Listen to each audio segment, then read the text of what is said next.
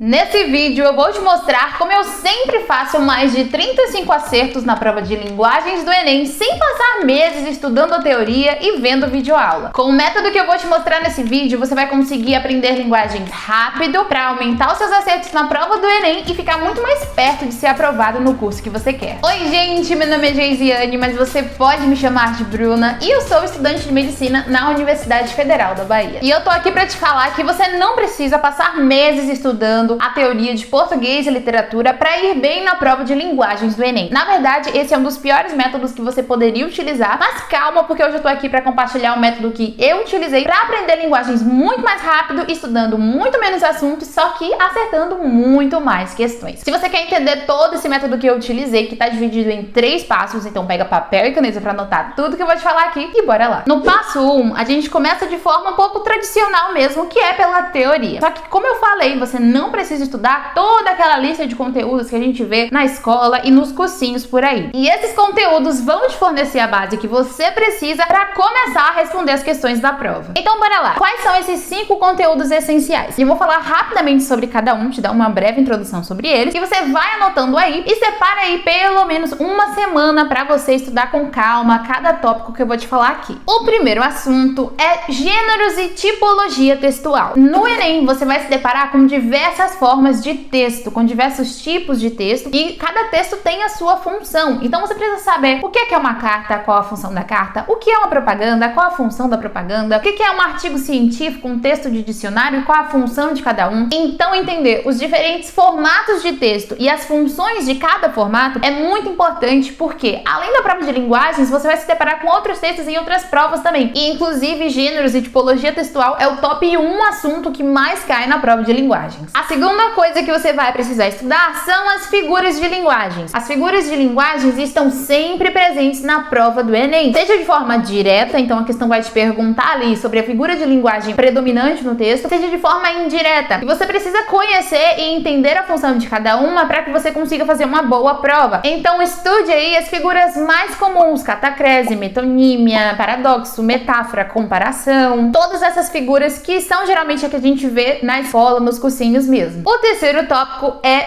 variação linguística. Variação linguística e preconceito linguístico é uma temática que tem crescido cada vez mais na prova de linguagens e você precisa dominar esse assunto. Então estude aí quais são as formas de variação linguística e principalmente quais são as formas de preconceito atreladas a essa variação. Os últimos 2 assuntos que você vai precisar estudar são as vanguardas literárias e o modernismo. As vanguardas literárias são muito importantes e têm caído cada vez mais nesses Enems. Então Enem 2020, 2021, 2022 tem se tornado muito frequente esse conteúdo, e principalmente porque você precisa entender esses movimentos europeus para compreender movimentos artísticos que aconteceram aqui no Brasil também. E claro, depois você parte para o modernismo, a mais importante escola literária, pelo menos aqui para o Brasil, porque foi uma escola completamente brasileira. Então você vai estudar aí Semana de Arte Moderna, as 3 fases do modernismo, principais autores. Estude com calma, você não precisa estudar tudo isso em um dia só, separar aí uns 2, 3 dias para você estudar o modernismo, porque é um assunto muito importante, inclusive para você entender questões mais atuais da prova de linguagens também. E claro que você pode utilizar o próprio YouTube para ver as videoaulas desses conteúdos que eu te falei. Então usa a barra de pesquisa aqui em cima para pesquisar o nome do conteúdo que você quer. Se você quiser, você pode assistir essas aulas pelo canal do professor Noslen, ele é referência de linguagens aqui no YouTube, você provavelmente deve conhecer. Então você vai lá no canal do professor Noslen, pesquisa, que vai aparecer a aula para você poder assistir. E esses são os 5 conteúdos essenciais que você vai precisar para responder aí as 40 questões de português e literatura da prova de linguagens do Enem. E antes que vocês me perguntem como que faz para estudar para 5 questões de língua estrangeira, vocês sempre perguntam isso nos vídeos de linguagens aqui do canal. E claro, eu tenho uma recomendação para você. Se você nunca fez a prova de linguagens do Enem, talvez você não saiba que ela tá dividida em 5 questões de língua estrangeira, que você pode escolher fazer 5 questões de inglês ou de espanhol, e 40 questões de português e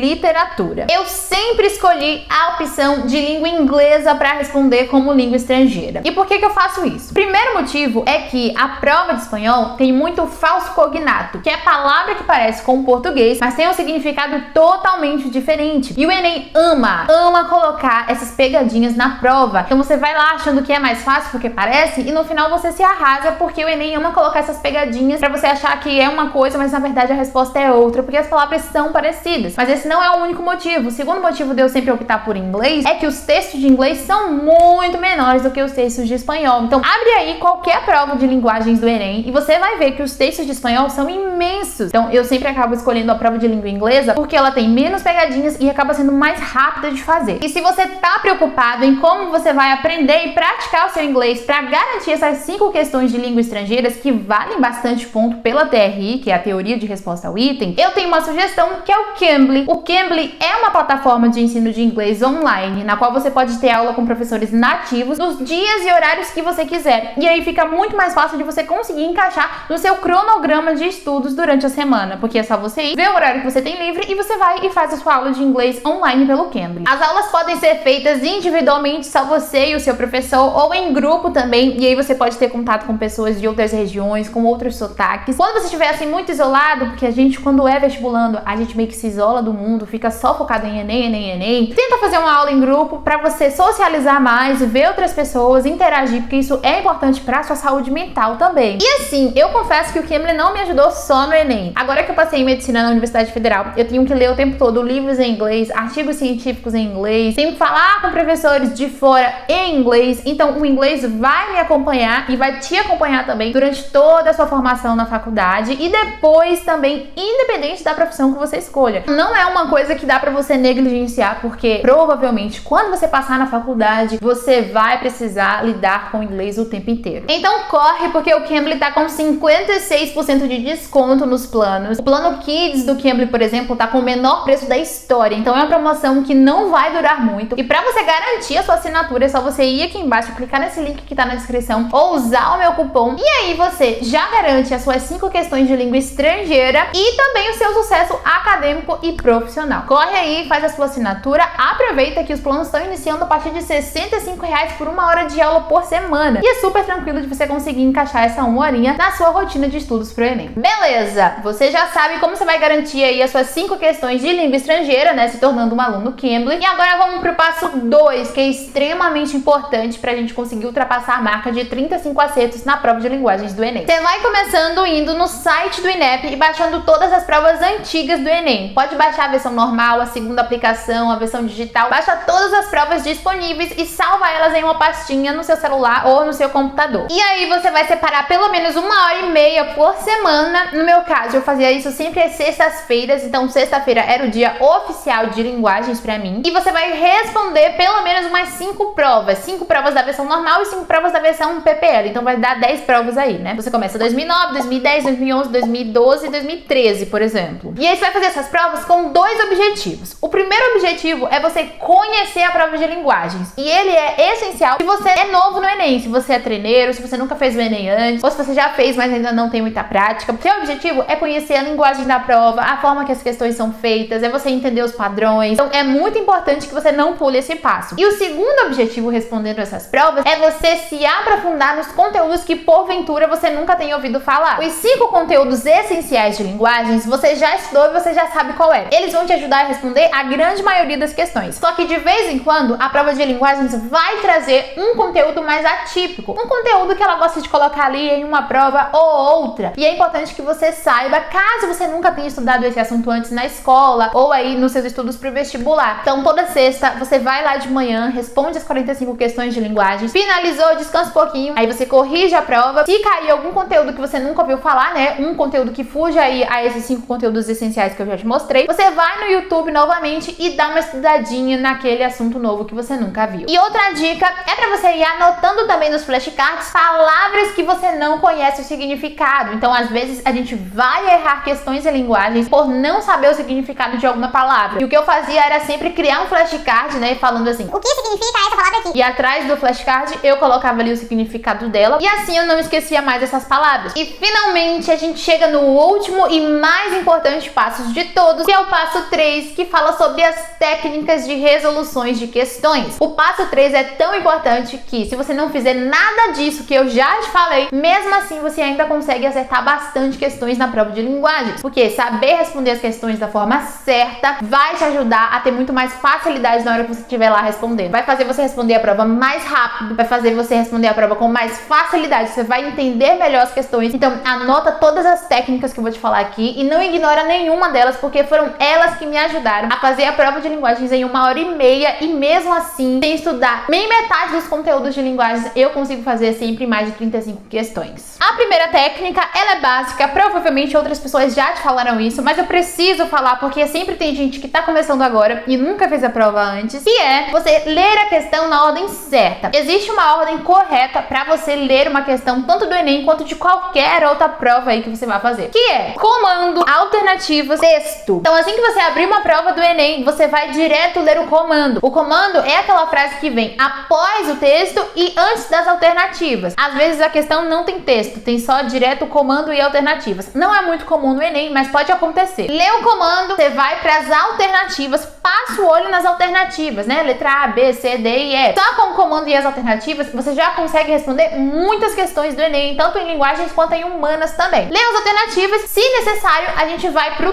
texto. Então, essa é a ordem certa, é um mantra que você tem que repetir o tempo todo quando você estiver fazendo a prova. Comando, alternativas, texto, não fuja dessa ordem. A segunda técnica também é mais básica, é para você fazer primeiro as questões de imagens e tirinhas e pular as questões de poemas. As questões que contêm mais imagens, mais histórias em quadrinhos no Enem, geralmente são mais fáceis e questões mais fáceis valem mais pontos pela teoria de resposta ao item. Responda essas questões primeiro, até porque você já garante aí que você vai ter um bom desempenho nelas, né? Porque se a gente deixa pro final, às vezes a gente tá cansado e acaba errando a questão por causa do cansaço. Então faz elas primeiro, garante elas e já garante ali alguns pontos importantes. E as questões de poemas, textos muito abstratos e subjetivos, textos mais longos também, você vai deixar para fazer por último, porque essas questões em geral são mais subjetivas, são mais abstratas e mais difíceis. Então a gente faz primeiro tudo que tem imagem, tirinha, história em quadrinho e pula a questão de poema. E agora a gente vai avançando aí, eu vou te dar algumas técnicas mais avançadas que eu desenvolvi quando eu tava estudando linguagem. A primeira delas é para você ler o final do texto primeiro. Então, em algumas questões de linguagens, a gente não vai conseguir só responder elas lendo o comando e as alternativas. E aí, ao invés de você ir ler todo aquele texto imenso que tem nas provas, você vai ir ler o final do texto. Então, você vai ali no final do texto, naquele último parágrafozinho ali, e você vai ler ele. Por quê? Porque o final quase sempre traz a conclusão daquilo. Às vezes a questão já tá te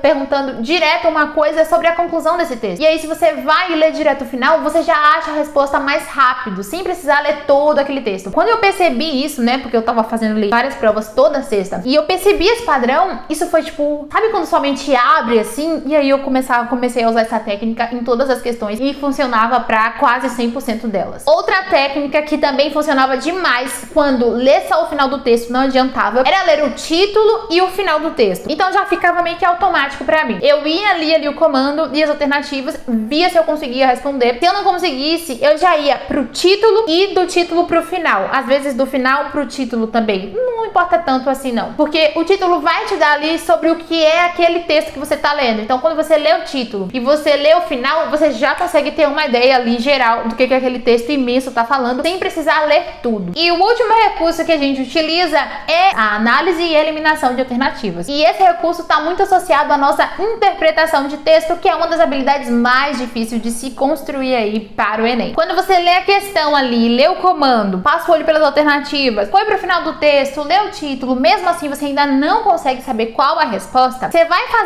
vai ter que ler todo aquele texto, provavelmente, principalmente nos poemas, nesses textos mais abstratos mesmo, e aí a gente vai começar a analisar e eliminar as alternativas. Primeiro tipo de alternativa que a gente elimina são geralmente as alternativas generalistas demais, alternativas que trazem termos aí como nunca, impossível, sempre, essas palavras que denotam ali uma generalização da coisa, porque o Enem, ele não é uma coisa 8 ou 80. As alternativas que trazem esses termos aí, de forma geral, estão incorretas. Outra alternativa que a gente costuma eliminar também são as alternativas mais absurdas, que trazem ideias alternativas muito difíceis de serem aplicadas na realidade, ou que não fazem nenhum sentido em relação ao texto. Então o texto tá falando de abacaxi e a alternativa tá falando de feijoada. Tem nada a ver uma coisa com a outra. Então o que a gente faz? A gente elimina essa alternativa. Ela tá muito absurda, não faz o menor sentido, não tem nenhuma relação com aquela questão. Quase todas as questões vai ter uma alternativa dessa forma, uma alternativa mais absurda mesmo. É importante que quando você não consiga encontrar a resposta de cara, você já busque essas alternativas generalistas e mais absurdas para você conseguir eliminar. Você já consegue aí tirar pelo menos umas 3 alternativas do caminho. E não esquece que o link para você assinar o Cambly com 56% de desconto tá aqui na descrição do vídeo. Então vai lá, garante a sua assinatura e a gente se vê no próximo vídeo. Um beijo e tchau!